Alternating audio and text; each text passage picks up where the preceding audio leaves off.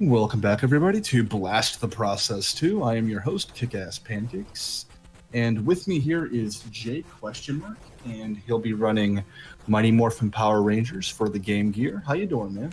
I'm doing really good. All right. So, what is this game? It's a Game Gear fighting game, which sounds a little bit out there because there are only two buttons on the Game Gear, 1 and 2, but they make it work by adding a third button by having you press both at the same time.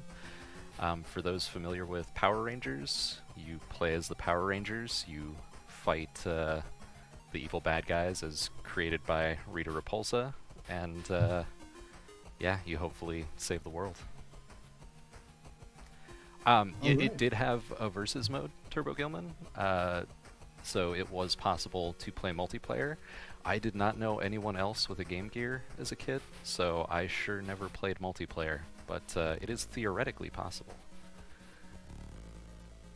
All right. So, are you ready to get started? Yep. Let me just, real quick, set the difficulty, and then I'll be Okay. ready for a countdown. If I leave it on normal, it's not quite as nice to me. Right. Understood. Alright, I'm ready when you are. Okay, so I'm going to start on 3. I'll start the timer on go. The timer's going to be desynced throughout the stream just because of the delay. So when time is ending, just say time, and we'll have an accurate time for you. Sounds good. All right. 3, 2, 1, go. So we start out fighting King Sphinx, and we choose the Black Ranger, Zack. We always choose the Black Ranger, Zack. He is the best ranger. Sadly, I guess, for this run, in this game, he is an absolutely overwhelming force. His 1 and 2 is that 2-kick attack that you'll see me doing a lot of. The damage caused by it is just completely wild compared to every other ranger, so no one else can really compete damage output-wise. So we start out each stage kind of in a pseudo-brawler style, but in a fighting game arena, fighting Putty Patrol.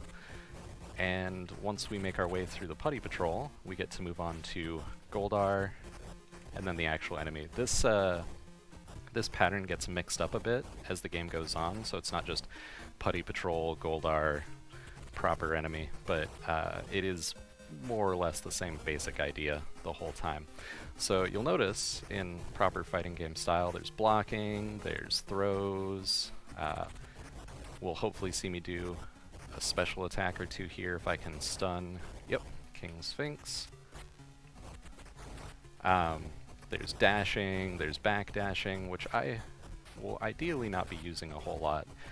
For better or worse, the time this game takes to play is heavily dependent on how much the enemies choose to block and how aggressive they get when they do attack.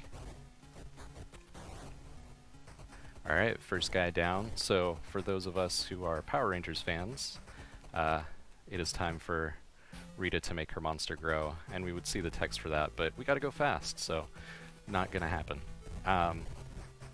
Each giant stage I get to play as the Zords, and then fight potentially Goldar, definitely the same big bad again.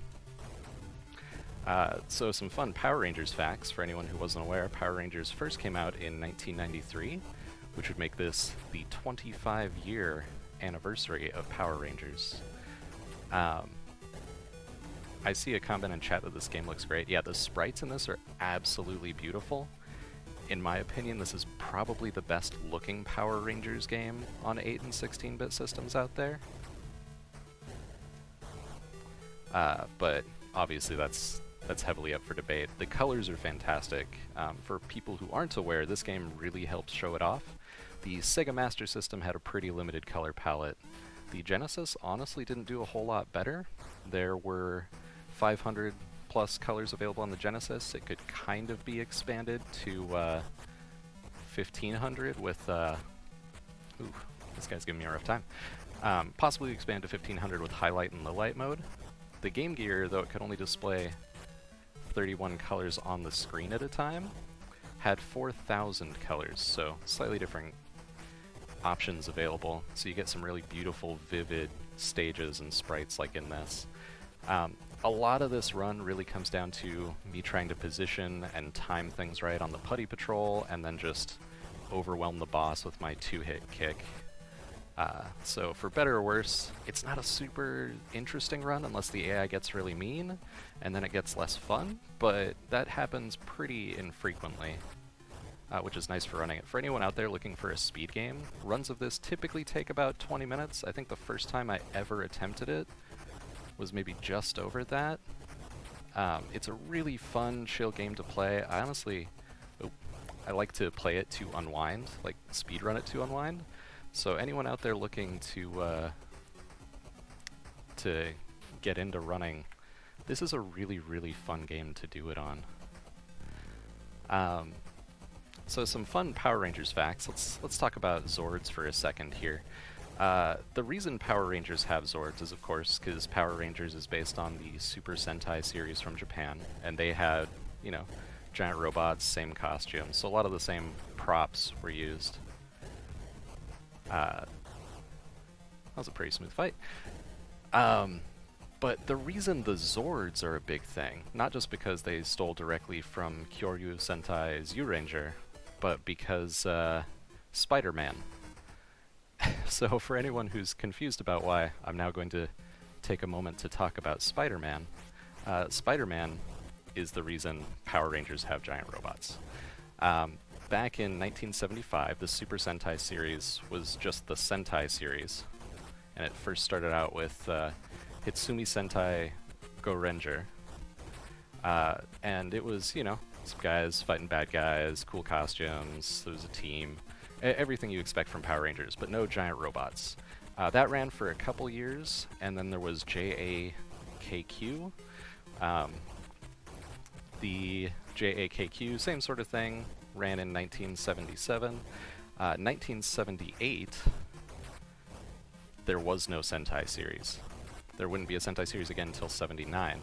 In 78, Toei had a deal with Marvel and made a live-action Spider-Man. Okay, so I'm going to try to keep talking while fighting the Green Ranger. He can get pretty mean with his AI, so I'm going to maybe not be paying as much attention as I should. There we go.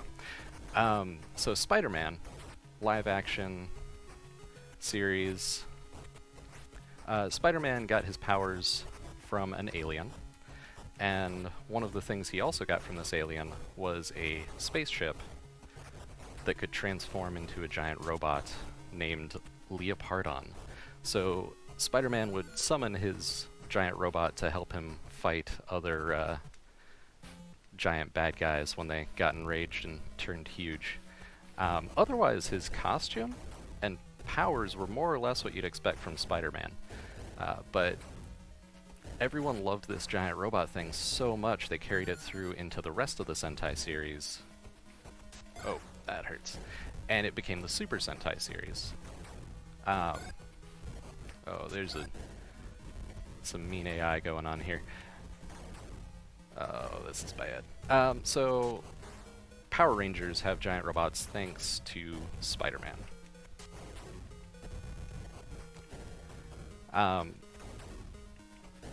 The series obviously borrows a lot, not just costumes and bad guys and giant robots from the Japanese version.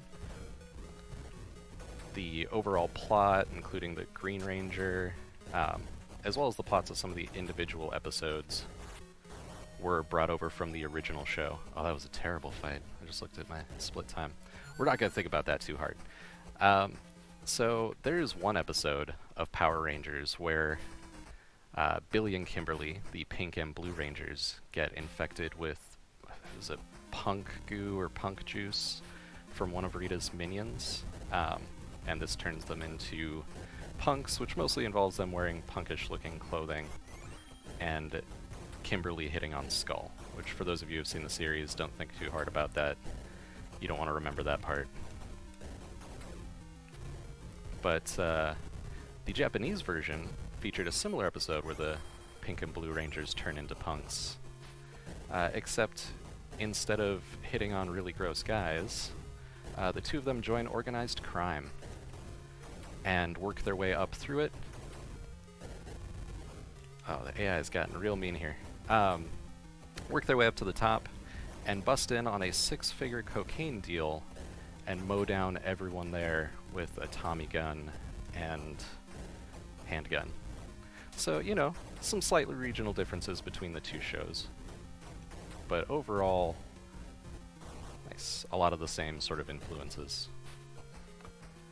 So, for those that have seen the original show, we of course won't be seeing the cutscene that plays after this fight, but we are trying to save the brainwashed Green Ranger from Rita. From a casual play perspective, this is pretty exciting, because obviously it means he's going to join us afterwards, but once again, Black Ranger's just too good, so though he joins the team, we won't be using him, which is a bummer, because he's awesome. Everybody loves Tommy.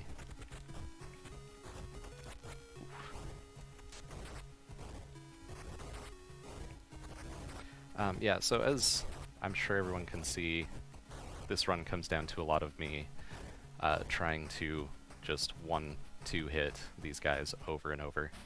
So we beat Tommy, he now joins our team. We won't be using him, so you won't have the chance to see, and I guess even if he was, you wouldn't have the chance to see. That really powerful sword attack that he does is completely unavailable to us. There's no way for a human player to do it, which is a bummer, because it's real cool and just does crazy amounts of damage. Oh, come on, buddy. Thank you. So yeah, once again, we're back to the putty patrol. We try to carefully position ourselves and just take them out as they show up as quickly as possible. Yeah, though the AI can get mean here and there, and I'm admittedly also distracting myself by talking, but I don't want you guys to be bored. Man, this game is just an absolute treat to play. It was fun as a kid, just not something I can say about a lot of 8-bit games, but yeah, it's a blast to speedrun. Really, really fun time. So a lot of the run comes down to a lot of the standard speedrun sort of stuff, memorizing where things are, where to expect them from, and making sure you respond to them appropriately. The AI on the enemies, though it does its own thing from time to time, is usually, I say right as I get hit, pretty consistent. You can break through its defenses in the same sorts of ways, but it can just get really, really ridiculous and block forever. There we go.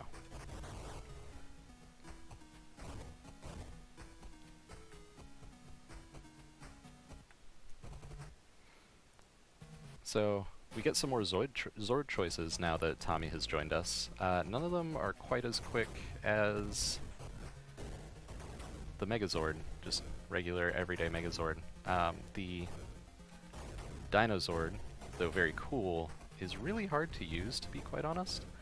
A lot of its attacks have really weird hitboxes and movement patterns, and the combo Megazord Dragonzord, while very cool,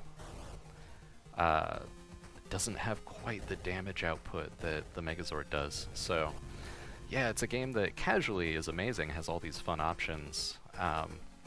Speed-wise, there's only one real option for everything.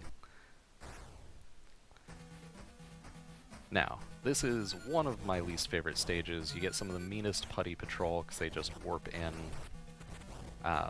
Oof. And warp out again if you don't take care of them fast enough.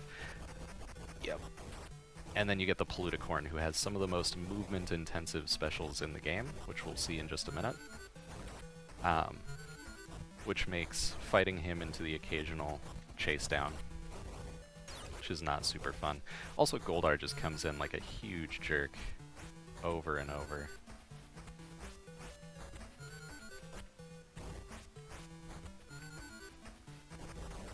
But if you know how many times he's going to come in and where he's going to come from, you can bait him into some nice easy attacks. Get out of here. No one likes you, Goldar. Yeah, the Putty Patrol will potentially disappear if you don't take care of them fast enough, which can be really unsatisfying, because there's nothing worse than getting wrecked by what should be a simple enemy, only to have them disappear before you can get your revenge. Okay, so when I said Poluticorn has some of the most movement-intensive specials of the game, there we go. Starting to get worried if we weren't going to see any of them.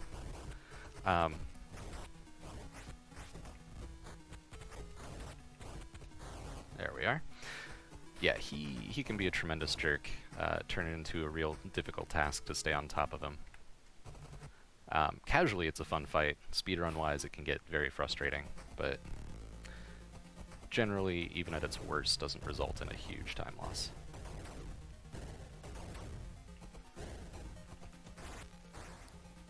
The game does have some lag. I'm not sure if it's intentional slowdown or lag in various instances, but it can result in the occasional dropped input.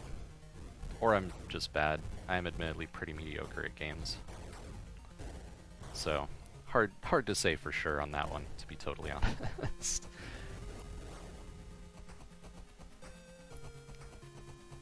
Alright, so we are coming up on the final stage, where Goldar gets his own Zord, and more importantly, completely unlike the original series, we get to fight palette-swapped versions of all the baddies.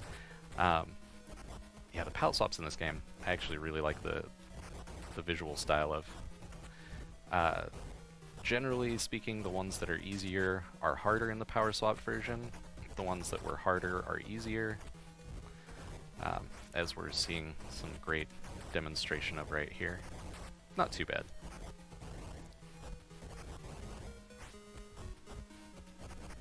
Oof.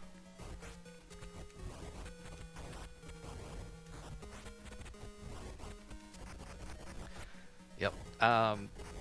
Yeah, the visual design on this game, palette swapped or not, is just fantastic.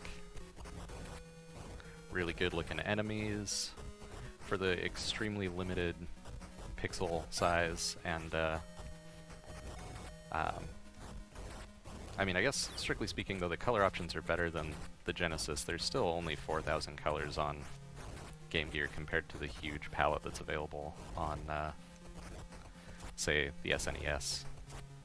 Oh man, come on, Goldar.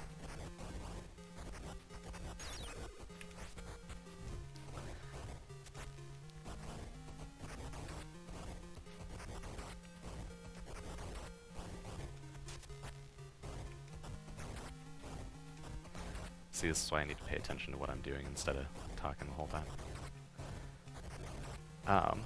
Goldar's a huge jerk anyway. And how this fight is going doesn't bode super well for the next fight, but that's okay. We'll make our way through. So, time is going to be on the final hit of this final boss. I'll say when it is. I usually almost always time it incorrectly in my own runs. It's looking like he's going to have a really brutal AI, so this might be a pretty protracted fight, possibly even a death. But the nice thing is there are no continues. You just continue right from where you're at. You can even change your Ranger or Zord if you desire. So it makes it a really chill game to speedrun, because even... Oh, and that's time. All right. Yeah, even a run that goes poorly and you die on one of these final fights, you're not back to the start. Nothing terrible like that. You just more or less keep going right from where you're at and just keep playing, having fun. So that is Power Rangers. We have at least temporarily saved the Earth from Rita and Goldar. There is a follow-up movie game, which is also a ton of fun. That one suffers from a similar problem.